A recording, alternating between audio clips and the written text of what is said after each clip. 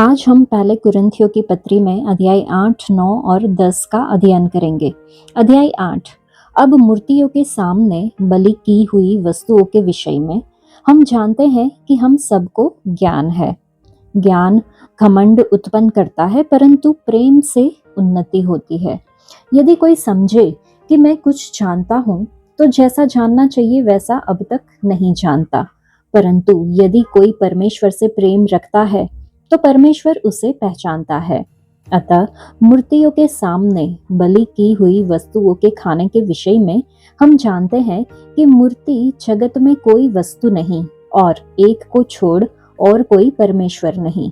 यद्यपि आकाश में और पृथ्वी पर बहुत से ईश्वर कहलाते हैं, जैसा कि बहुत से ईश्वर और बहुत से प्रभु है, तो भी हमारे लिए तो एक ही परमेश्वर है, अर्थात पिता, जिसकी ओर से सब वस्तुएं हैं और हम उसी के लिए हैं।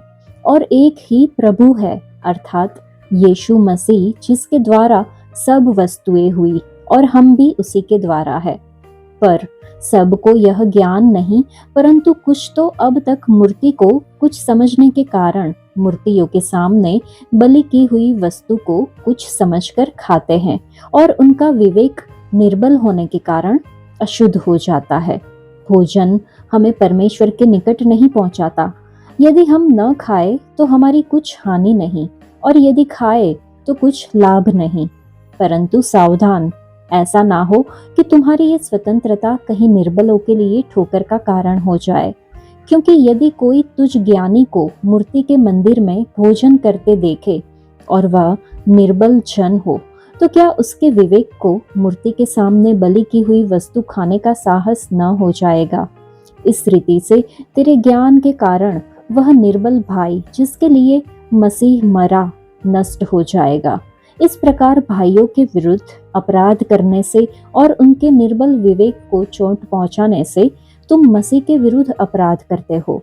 इस कारण यदि भोजन मेरे भाई को ठोकर खिलाए, तो मैं कभी किसी रीति से मांस न खाऊंगा, न हो कि मैं अपने भाई के लिए ठोकर का कारण बनूं। इस अध्याय में हम ज्ञान और प्रेम के बारे में देखते हैं। पौलुस मूर्तियों को बलि चढ़ाए जाने वाले भोजन के मुद्दे पर चर्चा करता है।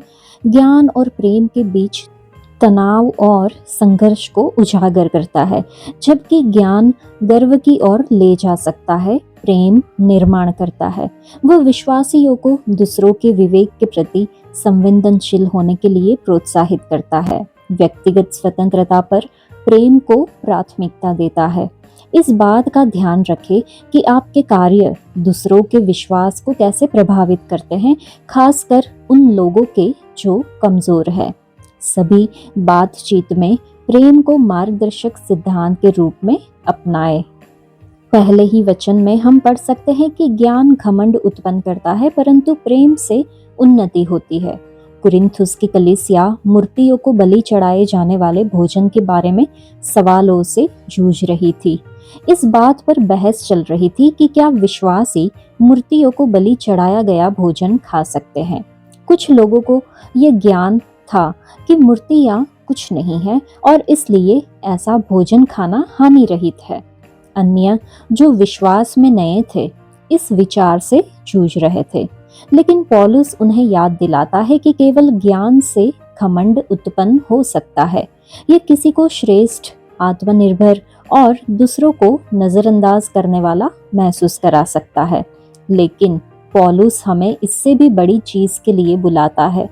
जब हम दूसरों के साथ बातचीत करते हैं, चाहे बहस में, असहमति में या दैनिक जीवन में, क्या हम बहस जीतने की कोशिश करते हैं या हम दूसरों को उन्नति करने की कोशिश करते हैं? क्या हम अपने ज्ञान को, अपने घमंड को आगे बढ़ाने की कोशिश करते हैं या फिर हम इसे विनम्रता और करुणा के साथ दूसरों की सेवा करने के एक उपकरण के रूप में उपयोग करते हैं? हालांकि प्रेम अलग है। प्रेम सुनता है। प्रेम उन लोगों के साथ धैर्य रखता है जो सीख रहे हैं। प्रेम उन्नति और एकता को प्रोत्साहित करता है। तीसरे वचन में हम देख सकते हैं कि लिखा है, परंतु यदि कोई परमेश्वर से प्रेम रखता है तो उसे परमेश्वर जानता है।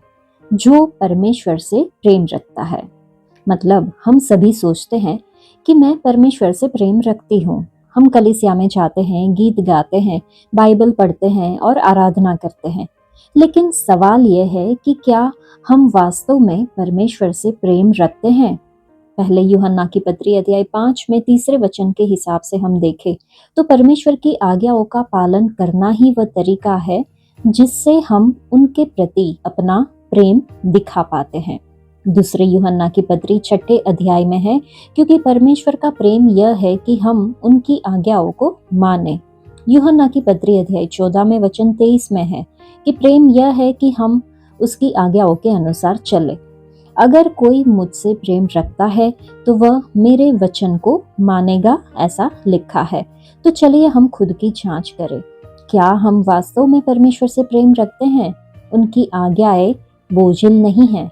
हमें न केवल परमेश्वर से प्रेम करना चाहिए, बल्कि हमें उस प्रेम में बने रहना चाहिए और उसमें बढ़ना चाहिए। पवित्र आत्मा इफिसियों की कलीसिया से कहता है, तुमने अपना पहला प्रेम त्याग दिया है। प्रकाशित वाक्य 2 अध्याय में 4 वचन में है। आज हम भी अपने पहले प्रेम से गिर गए हैं। हमने खुद को दुनिया और शैतान के हवाले कर दिया है और अपने पहले प्रेम को त्याग दिया है।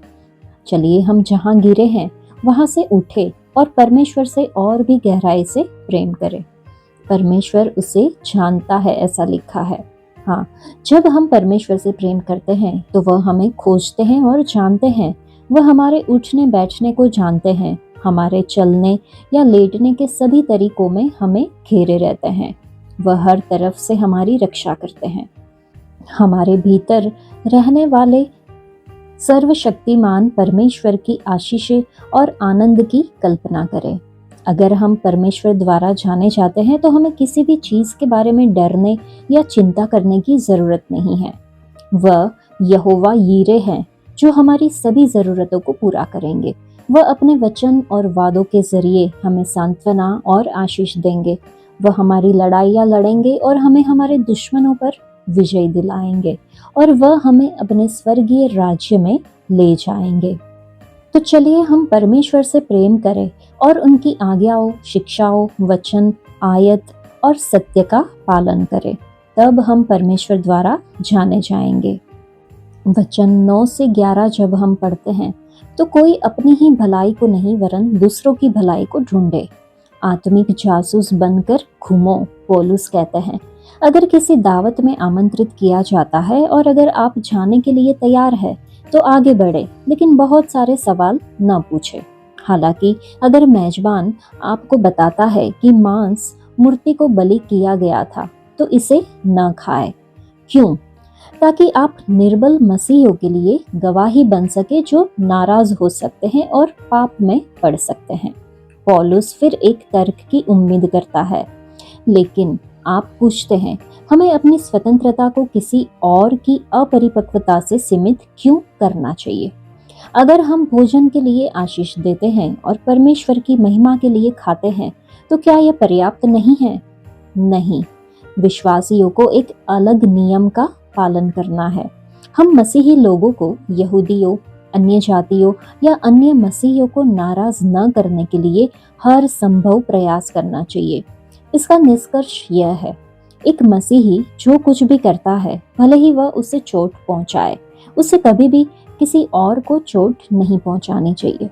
जबकि हम सोच सकते हैं कि यह सिद्धांत हमें सीमित करता है। ऐसा वास्तव में नहीं है, क्योंकि यह हमें दूसरों के लिए एक बड़ा आशीष बनने और खोए हुए लोगों को मसीह के पास लाने की अनुमति देता है।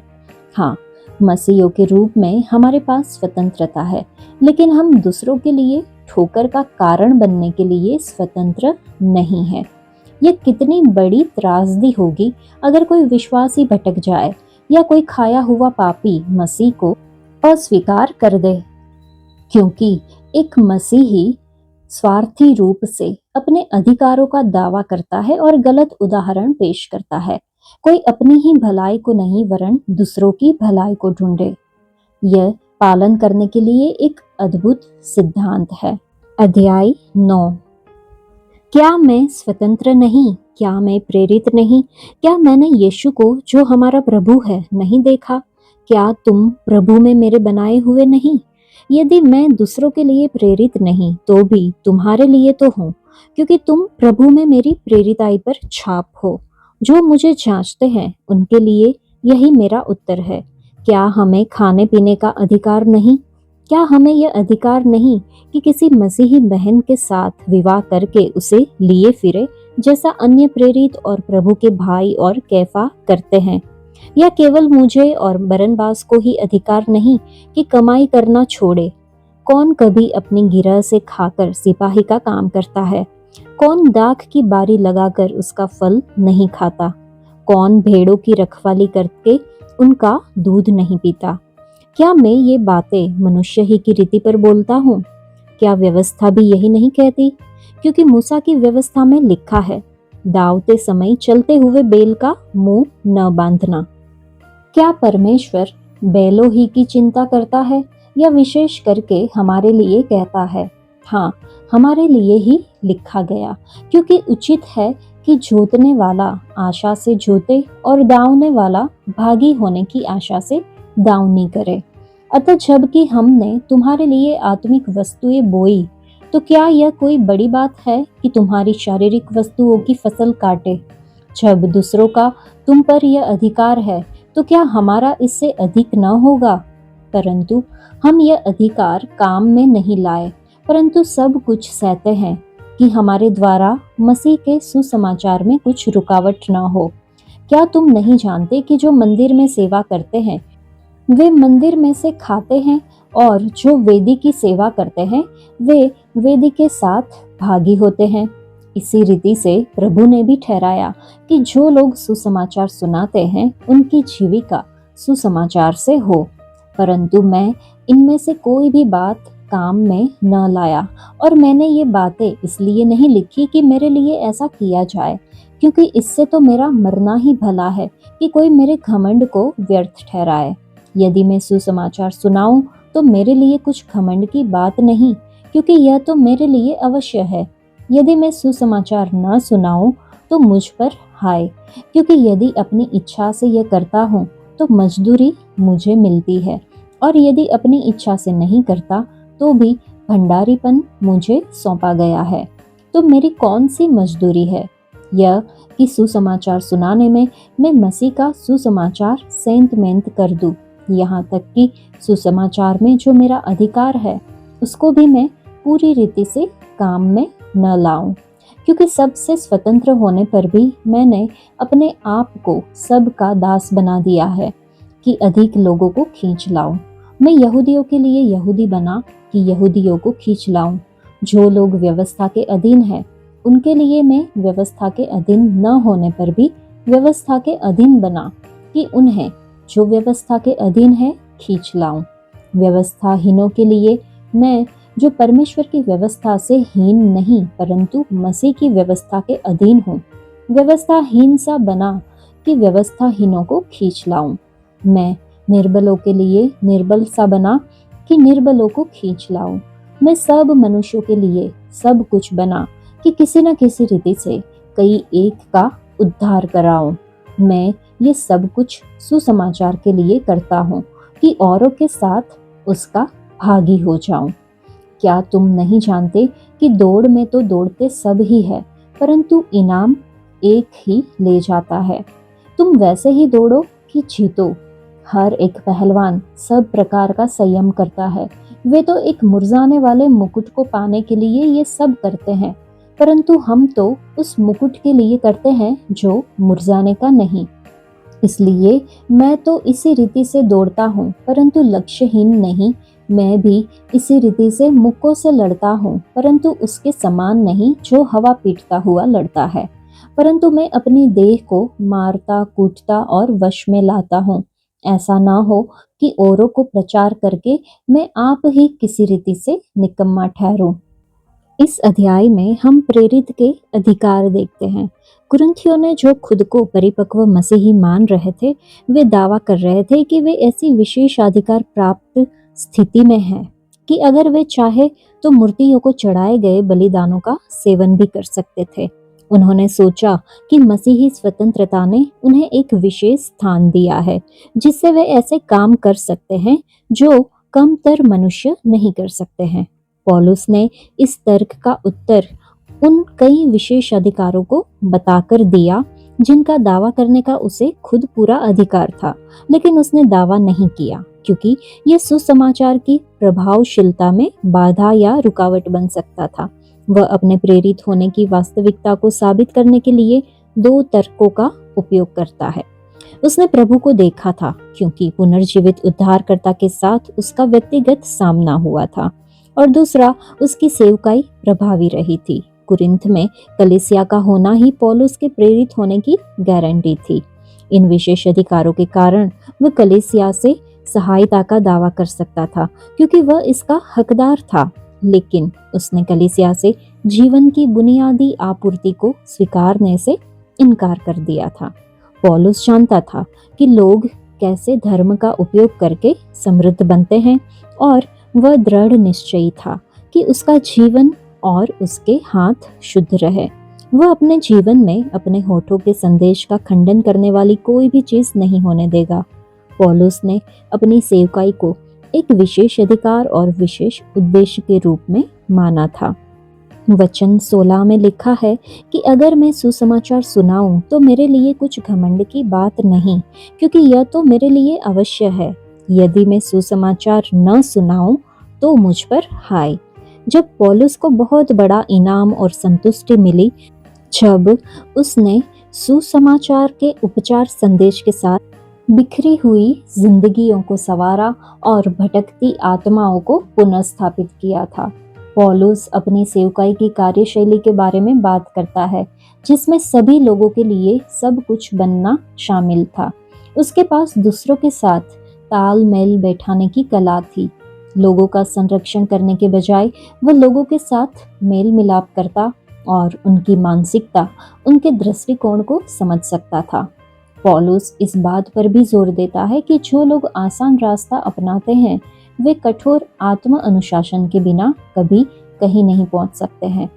किसी भी लड़ाई में सफल होने के लिए देह और आत्मा को अनुशासित करने की आवश्यकता होती है। जीवन के दुखों का सामना धीरज से, जीवन के प्रलोभनों का सामना शक्ति से, और जीवन की निराशाओं का सामना साहस से करना चाहिए। पौलुस अपने लक्ष्य के बारे में बहुत स्पष्ट है और वह अपनी कमजोरियों पर काबू पाने के लिए तैयार था ताकि वह दूसरों के लिए एक प्रभावी गवाह बन सके और परमेश्वर से पुरस्कार प्राप्त करने के योग्य हो सके। लिखा है, परंतु मैं अपने देह को मारता कूटता और वश में लाता हूँ, ऐसा न हो कि औरों को प्रचार करके मैं आप ही किसी रीति से निकम्मा ठहरूं। इस अध्याय में वचन 19 से 23 जब हम पढ़ते हैं तो हम देखते हैं प्रेरित पौलुस की सेवकाई रणनीति सुसमाचार से समझौता किए बिना विभिन्न संस्कृतियों को सुसमाचार सुनाने के लिए उनके दृष्टिकोण में दिखाई देती है। पौलुस का क्या मतलब था? सत्य से समझौता किए बिना उसके अनुरूप चलना। यहूदियों के बीच प्रचार करते समय पौलुस ने यहूदी रीति रिवाजों का पालन किया। जब वह गैर यहूदी रोमियों यूनानियों से बात करता था तो वह उनकी दार्शनिक भाषा बोलता था और अनावश्यक सांस्कृतिक अपराधों से बचता था और कभी भी मूर्ति पूजा या पाप का समर्थन नहीं करता था। दूसरा, अनावश्यक बाधाओं को दूर करें। पौलुस ने गैर यहूदियों पर यहूदी व्यवस्था नहीं थोपी या यह मांग नहीं की कि रोमी अपनी संस्कृति को त्याग दे। उसका कहना केवल इतना था कि वे अपने पाप का पश्चाताप करें और मसीह का अनुसरण करें। उदाहरण के लिए उसने रोमी धर्म परिवर्तित लोगों के लिए खतना करवाने की आवश्यकता नहीं बताई, लेकिन फिर भी उसने परमेश्वर के नैतिक व्यवस्था को बरकरार रखा। तीसरा, सापेक्षता के माध्यम से विश्वास जीते। यीशु की तरह पौलुस लोगों को मसीह के पास लाने के लिए उनके जीवन में शामिल हुआ। रोमी अधिकारियों के साथ उसने कानूनी अपील का इस्तेमाल किया। यूनानी दार्शनिकों के साथ उन्होंने उनके कवियों का उदाहरण दिया है। पौलुस रोमनों को अपनी ओर खींचने के लिए रोमन कैसे बना? सुरक्षा और सुनवाई पाने के लिए रोमन नागरिकता का उपयोग किया, रोमन कानून का सम्मान किया, जबकि मसीह के प्रभुत्व की घोषणा की। रोमन सांस्कृतिक मूल्यों को बिना किसी मूर्ति पूजा के संबोधित किया। पौलुस की पद्धति थी समझौता किए बिना संदर्भीकरण। हमें क्या करना चाहिए? संस्कृति को समझना चाहिए, उनकी भाषा बोलनी चाहिए और समान आधार खोजना चाहिए। क्या नहीं करना चाहिए? पापपूर्ण प्रथाओं को नहीं अपनाना चाहिए और सुसमाचार को कमजोर नहीं करना चाहिए। आज का अगर हम उदाहरण लें तो जापान में एक मिशनरी भाषा सीखता है और रीति रिवाजों का सम्मान करता है, लेकिन पूर्वजों की उपासना को अस्वीकार करता है। व्यवसाय में एक मसीही पेशेवर रूप से कार्य करता है, लेकिन भ्रष्टाचार में भाग नहीं लेता है। पौलुस ने कभी भी रोमन देवताओं की उपासना नहीं की या उनके बीच तालमेल बैठाने के लिए अनैतिकता को मंजूरी नहीं दी। उसने यहाँ सत्य को नहीं बल्कि प्रस्तुति को अपनाया। यहाँ पौलुस की रणनीति तरीकों में लचीलापन, संदेश में विश्वास योग्यता थी। रोमन होने का मतलब था सुनने का अधिकार अर्जित करना, न कि रोम के पापों के आगे समर्पण करना। वचन 19 से 23 में बताता है कि कैसे पौलुस ने खुद को हर किसी का दास बना लिया था। वह दूसरों से जुड़ने के लिए अपने अधिकारों और स्वतंत्रता को सीमित करता है। वह सभी लोगों के लिए सब कुछ बन जाता है ताकि कुछ लोगों को मसीह में विश्वास के द्वारा जीता जा सके। वह व्यवस्था का पालन करने वाले यहूदी लोगों को जीतने के लिए व्यवस्था के अधीन एक यहूदी व्यक्ति बन जाता है। कुछ पाने के लिए सब कुछ बन जाना। प्रेरित पौलुस की निर्भीकता और समर्पित आज्ञाकारिता का उदाहरण कोई नहीं दे सकता, जो पूरे विश्वास के साथ कह सकता था कि तुम मेरी सी चाल चलो जैसा मैं मसीह की सी चाल चलता हूँ। ऐसा कथन गर्व से नहीं बल्कि मसीह में गहरी आत्मीयता और अटूट भरोसे से निकलता है। पौलुस का जीवन प्रभु के लिए इतना समर्पित था कि उसके चलने, उसके दुख, उसके प्रेम और उसके उद्देश्य में वह मसीह के चरित्र का एक जीवंत उदाहरण बन गया था। उसका विश्वास खुद पर नहीं बल्कि यीशु की परिवर्तनकारी सामर्थ्य पर था, जो उसके माध्यम से काम कर रही थी। आज हमारे लिए ये कितनी बड़ी चुनौती और आमंत्रण है, ऐसी पूरी तरह से आज्ञाकारिता में जीवन जीना कि दूसरे लोग हमारे भीतर मसीह को स्पष्ट रूप से देख सके। हमारे प्रभु यीशु मसीह का अनुग्रह हमेशा हमारे साथ रहे। वचन 24 से 27 जब हम पढ़ते हैं तो कैसे दौड़े और जीते। दौड़े, चले नहीं। हम सभी इस दौड़ में हैं जिसे विश्वास कहते हैं, लेकिन दुख की बात यह है कि कुछ लोग दूसरों को दौड़ते हुए देखते हैं और उनकी गति का अंदाजा लगाते हैं। दूसरे लोग अपनी मनपसंद गति से धीरे धीरे और इत्मीनान से चलते हैं। आध्यात्मिक मामलों में प्रभु के आने या सुसमाचार को साझा करने के बारे में कोई भी जल्दबाजी नहीं है। वे अपनी ही दुनिया में हैं, दुनिया का आनंद ले रहे हैं, और कुछ ऐसे भी हैं जो किनारे पर रहना पसंद करते हैं, धावकों का उत्साहवर्धन करते हैं और तालियां बजाते हैं, प्रभु के काम में भाग लेने से डरते हैं। लेकिन पौलुस कहते हैं कि हम सभी इस दौड़ में हैं और हमें गति बढ़ानी चाहिए, हमें दौड़ना चाहिए। प्राप्त करने के लिए दौड़े। हमारा लक्ष्य पुरस्कार जीतना है, इसलिए हमें इस तरह से दौड़ने के लिए ज्यादा प्रयास करना चाहिए कि हम प्रभु से पुरस्कार प्राप्त कर सके। ध्यान केंद्रित करके दौड़े।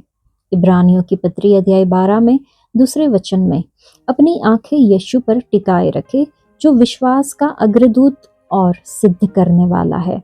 दौड़ में दौड़ने और जीतने के लिए हमें स्पष्ट रूप से और तीव्रता से यीशु पर ध्यान केंद्रित करने की जरूरत है। यीशु क्यों?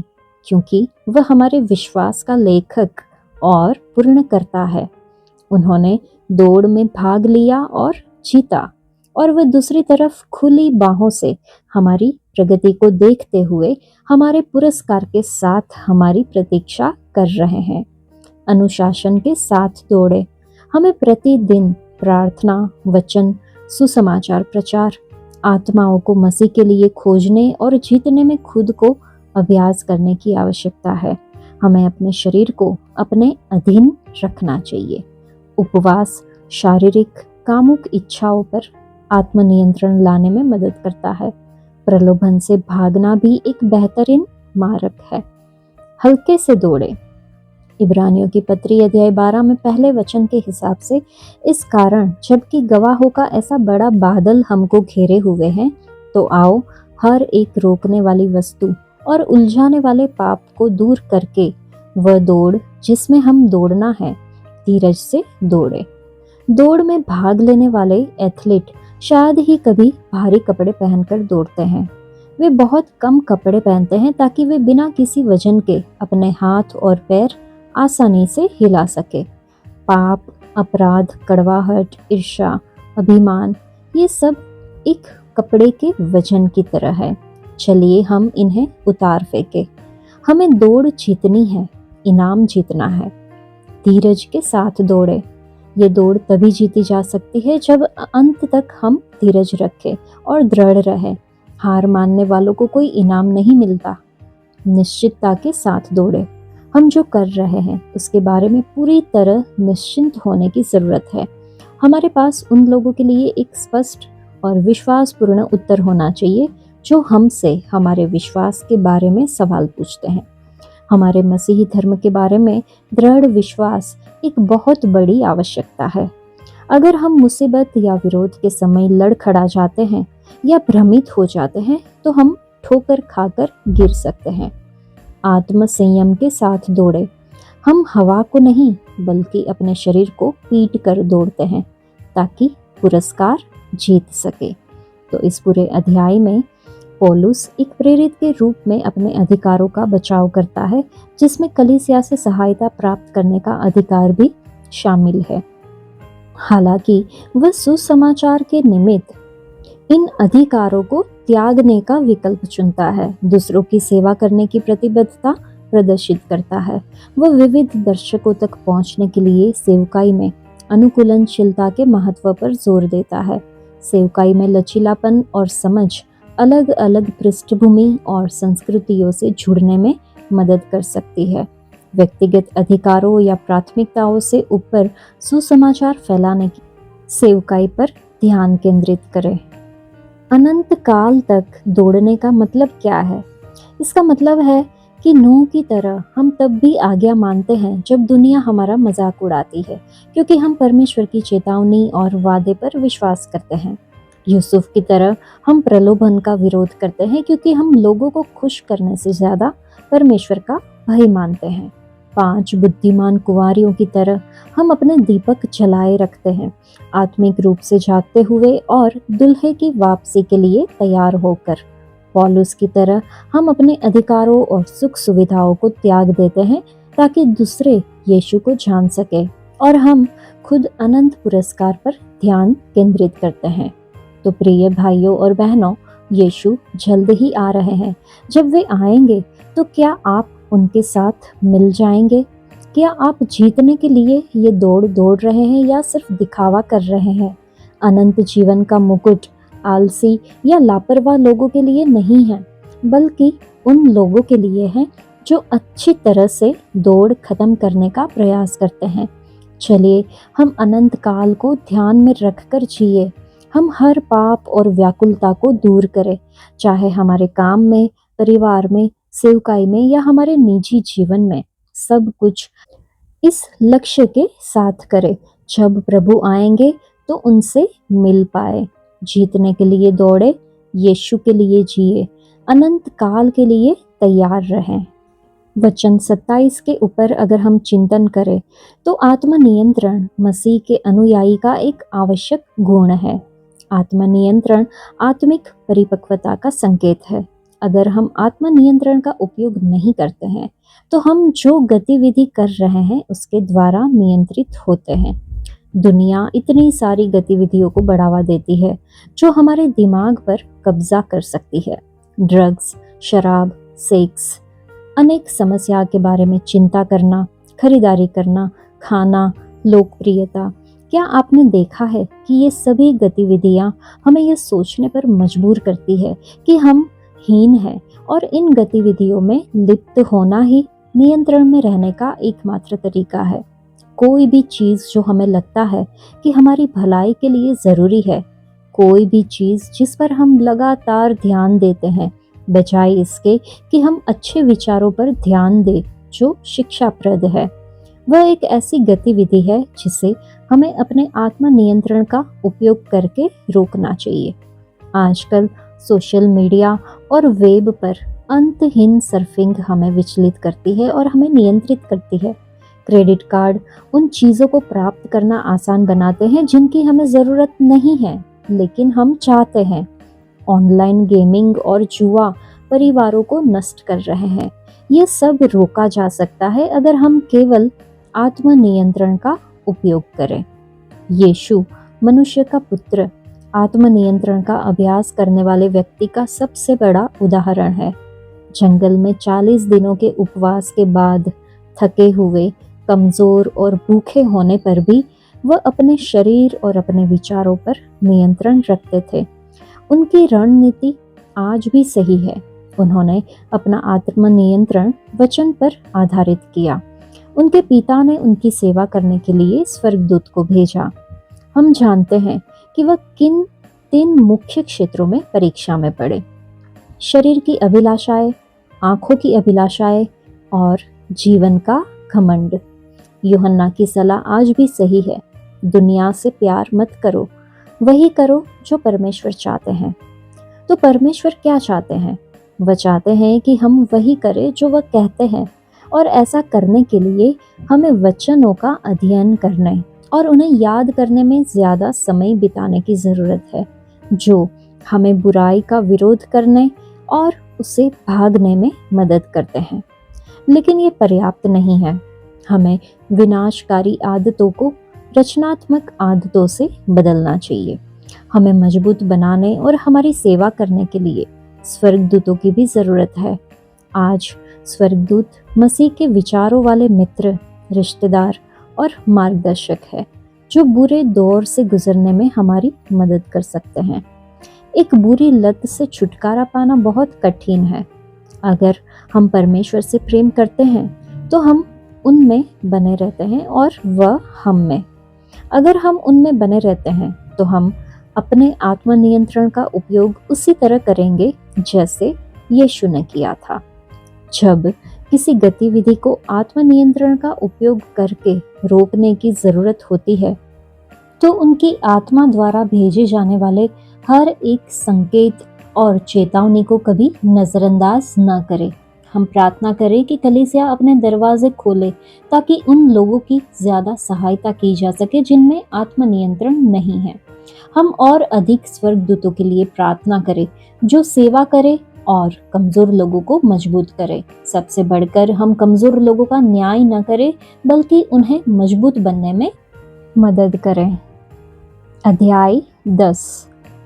हे भाइयों, मैं नहीं चाहता कि तुम इस बात से अनजान रहो कि हमारे सब बाप दादे बादल के नीचे थे और सब के सब समुद्र के बीच से पार हो गए, और सब ने बादल में और समुद्र में मूसा का बपतिस्मा लिया, और सब ने एक ही आत्मिक भोजन किया, और सब ने एक ही आत्मिक जल पिया, क्योंकि वे उस आत्मिक चट्टान से पीते थे जो उनके साथ साथ चलती थी, और वह चट्टान मसीह था। परंतु परमेश्वर उनमें से बहुतों से प्रसन्न न हुआ, इसलिए वे जंगल में ढेर हो गए। ये बातें हमारे लिए दृष्टांत ठहरी कि जैसे उन्होंने लालच किया, वैसे हम बुरी वस्तुओं का लालच न करें, और न तुम मूर्ति पूजक बनो जैसे कि उनमें से कितने बन गए थे। जैसा लिखा है, लोग खाने पीने बैठे और खेलने कूदने उठे, और न हम व्यभिचार करें जैसा उनमें से कितनों ने किया, और एक दिन में 23,000 मर गए। और न हम प्रभु को परखे जैसा उनमें से कितनों ने किया, और सांपों के द्वारा नष्ट किए गए। और न तुम कुड़कुड़ाओ जिस रीति से उनमें से कितने कुड़कुड़ाए और नष्ट करने वाले के द्वारा नष्ट किए गए। परंतु ये सब बातें जो उन पर पड़ी दृष्टांत की रीति पर थी, और वे हमारी चेतावनी के लिए जो जगत के अंतिम समय में रहते हैं लिखी गई है। इसलिए जो समझता है मैं स्थिर हूँ, वह चौकस रहे कि कहीं गिर न पड़े। तुम किसी ऐसी परीक्षा में नहीं पड़े जो मनुष्य के सहने से बाहर है। परमेश्वर सच्चा है और वह तुम्हें सामर्थ्य से बाहर परीक्षा में न पड़ने देगा, वरन परीक्षा के साथ निकास भी करेगा कि तुम सह सको। इस कारण हे मेरे प्रियो, मूर्ति पूजा से बचे रहो। मैं बुद्धिमान जानकर तुमसे कहता हूँ, जो मैं कहता हूँ उसे तुम परखो। वह धन्यवाद का कटोरा जिस पर हम धन्यवाद करते हैं, क्या मसीह के लहू की सहभागिता नहीं? वह रोटी जिसे हम तोड़ते हैं, क्या वह मसीह की देह की सहभागिता नहीं? इसलिए कि एक ही रोटी है तो हम भी जो बहुत है एक देह है, क्योंकि हम सब उसी एक रोटी में भागी होते हैं। जो शरीर के भाव से इस्राएली है, उनको देखो, क्या बलिदानों के खाने वाले वेदी के सहभागी नहीं? फिर मैं क्या कहता हूँ? क्या यह कि मूर्ति पर चढ़ाया गया बलिदान कुछ है या मूर्ति कुछ है? नहीं, वरन यह कि अन्य जाति जो बलिदान करते हैं वे परमेश्वर के लिए नहीं परंतु दुष्ट आत्माओं के लिए बलिदान करते हैं, और मैं नहीं चाहता कि तुम दुष्ट आत्माओं के सहभागी हो। तुम प्रभु के कटोरे और दुष्ट आत्माओं के कटोरे दोनों में से नहीं पी सकते। तुम प्रभु की मेज और दुष्ट आत्माओं की मेज दोनों के साझी नहीं हो सकते। क्या हम प्रभु को क्रोध दिलाते हैं?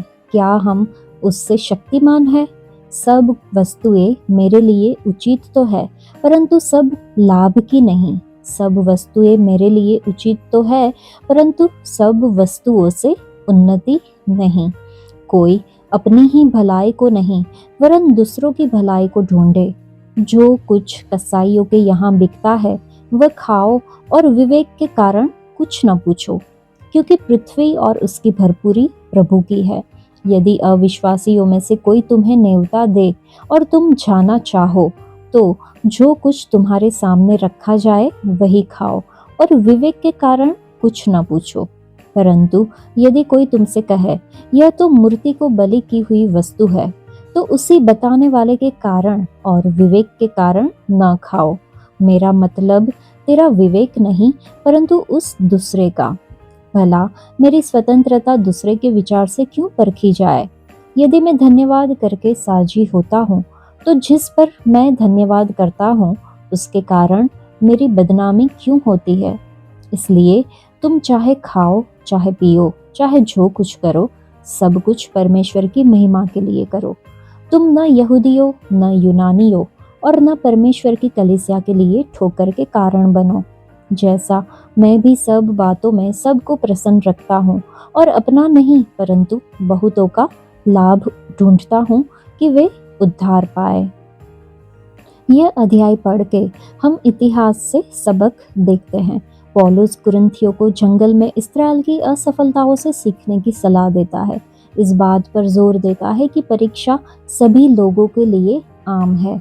वह मूर्ति पूजा से बचने और परमेश्वर के प्रति वफादारी बनाए रखने के महत्व पर प्रकाश डालता है। अपने विश्वास में सतर्क रहे, आत्मसंतुष्टि के खतरों को पहचाने और परमेश्वर की सच्चाई में स्थिर रहने के महत्व को समझे। परीक्षाओं के दौरान उसकी वफादारी पर भरोसा रखे। वचन 31 की ओर अगर हम ध्यान दें, तो जीवन का हर पहलू, यहाँ तक कि खाने या पीने जैसे साधारण कार्य भी परमेश्वर का सम्मान करना चाहिए। परमेश्वर की महिमा करना एक विश्वासी के लिए अस्तित्व का अंतिम उद्देश्य है। हमारे दैनिक कार्य परमेश्वर के साथ हमारे संबंध को दर्शाते हैं। परमेश्वर को ध्यान में रखकर लिए गए निर्णय आत्मिक विकास की ओर ले जाते हैं। परमेश्वर की स्वीकृति ढूंढना मानवीय प्रशंसा ढूंढने से ज्यादा महत्वपूर्ण है। हमारी गवाही दूसरों को परमेश्वर की आराधना करने के लिए प्रेरित करनी चाहिए। ऐसे कार्यों से बचे जो दूसरों को उनके विश्वास में ठोकर लगने का कारण बन सकते हैं। परमेश्वर की पूरे हृदय से सेवा करने में जीवन के आत्मिक और व्यावहारिक दोनों पहलू शामिल है। विश्वासियों के बीच एकता परमेश्वर की महिमा करती है और मंडली को मजबूत करती है। मसीह केंद्रित जीवन अखंडता और नम्रता से चिन्हित होता है। सभी बातों में धन्यवाद देना परमेश्वर की महिमा करने की एक अभिव्यक्ति है। परमेश्वर की महिमा के लिए जीना विश्वासी के लिए शांति और संतुष्टि लाता है। चलिए हम हर पल परमेश्वर की महिमा करने के इरादे से जिए, साधारण कार्यों को असाधारण आराधना में बदलते हुए। वचन 32 और 33 को जब हम देखते हैं तो हम समझ सकते हैं कि दूसरों की आत्मिक वृद्धि में बाधा नहीं डालनी चाहिए। जो लोग परमेश्वर की महिमा को प्राथमिकता देते हैं वे दूसरों के आध्यात्मिक विकास में बाधा न डालने के लिए सावधान रहेंगे। पौलुस जोर देकर कहता है कि सभी प्रकार के लोग जो 3 समूहों का गठन करते हैं, यहूदी, यूनानी और परमेश्वर की कलीसिया, प्रभावित नहीं होने चाहिए। विश्वासियों को पौलुस की सलाह है। रोमियो की पत्री अध्याय 14 में वचन 13 में लिखा है कि इसलिए आगे को हम एक दूसरे पर दोष न लगाए, पर तुम यही ठान लो कि कोई अपने भाई के सामने ठेस या ठोकर खाने का कारण न रखे। किसी भी विश्वासी के लिए दूसरे विश्वासियों की आलोचना करना अनुचित है, खासकर मांस खाने और त्योहारों या शब्द के दिनों को मानने जैसे जो आत्मिक मामले नहीं हैं उसके बारे में। पौलुस सलाह देता है कि ऐसा कोई ठोकर न लगाए जो दूसरे विश्वासियों के आत्मिक पतन का कारण बन सके। पौलुस कहते हैं रोमियो की पत्री अध्याय 15 में वचन 2 में, हम में से हर एक अपने पड़ोसी को उसके भले के लिए प्रसन्न करे जिसे उसकी उन्नति हो। हमें दूसरों की ज़रूरतों पर अपनी ज़रूरतों को प्राथमिकता नहीं देनी चाहिए। इसके बजाय हमें ऐसे काम करने के लिए तैयार रहना चाहिए जो हमारे साथी विश्वासियों को आध्यात्मिक रूप से बढ़ने में मदद करे।